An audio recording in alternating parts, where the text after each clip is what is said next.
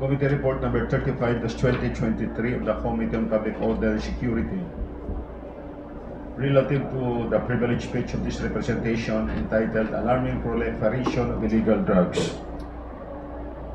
The Committee on Public Order and Security conducted a committee hearing on December 1, 2023, which was attended by the herein stated resource persons, committee member, and representatives of other committee members. At the outset of the committee hearing, the chairman laid out the following expectations. Number one, reasons why this alarming proliferation of illegal drugs is happening in the province of Iloilo. Number two, actions needed to be done to effectively address this alarming proliferation of illegal drugs. And number three, the interventions, programs, or actions of the invited agencies and institutions so that the respective areas of responsibility will be protected from this proliferation of illegal drugs. PDEA Investigation Agent Kabatingan presented statistical data of bypass operations conducted by PDEA and PNP as of November 25, 2023. There had been a total of 271 operations conducted, resulting to the arrest of 353 drug personalities. The data shows that joint efforts of PDEA and PNP intensifying anti-illegal drug operations. She clarified that there is a significant increase in the number of arrests because there is an increase in the number of bypass operations conducted by the agency. This representation, as chairman of the committee, maintained that based on the presentation of PDEA and PNP, there is indeed an alarming proliferation of illegal drugs here in the province of Iloilo because of the significant increase in the volume of illegal drugs that enter this province. And this is one of the reasons why PDEA and PNP have been conducting bypass operations almost once every 2 to 3 days.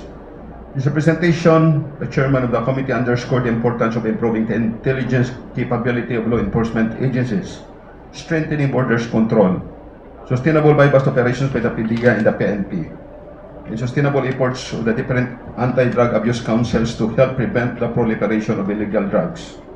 In view of the foregoing considerations, the committee respectfully recommends the following. Letter A, that this committee report be adopted. Letter B, that the following resolutions be passed. Number 1, resolution requesting Governor Arthur Defensor Jr. to allocate fund for the purchase of 6 heads of canine dogs for narcotics needed to strengthen borders control.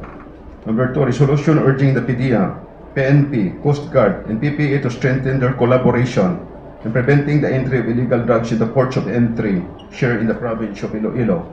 Number 3, resolution requesting the MADACs of the coastal municipalities to require their respective BADACs in the coastal barangays to cause the prevention of entry of illegal drugs through their coastal areas. Number 4, resolution urging the BGMP to coordinate with the concerned city municipal anti-drug abuse council to ensure the follow-through of reformation efforts for the newly released drug-related persons deprived of liberty. Number 5, resolution requesting Director General Moro Virgilio M. Lasso of PDEA to provide fund for the construction of PDEA Regional Office 6 in the municipality of Pututan. Letter C, that the following proposed ordinances be referred to the Committee on Public Order and Security for appropriate action. Number 1, ordinance establishing the Task Force Puerto in the ports of entry here in the province of Iloilo. And number 2, ordinance giving reward to individual who provides information leading to the prosecution of drug pusher or drug trafficker. Your Honor, for Committee Report 10-8, I move for the adoption of the report. So moved. Any second the motion? Honorable Kahilig, Javier, Salcedo, Suliano, and Diaz. Motion is approved. Likewise, Your Honor, I move for the passing of the 5 resolutions mentioned by the committee chair, subject to the language and style of the Secretariat. So moved. So moved. Any second the motion? Honorable Kahilig, Salcedo, Javier, and Suliano. Motion is approved.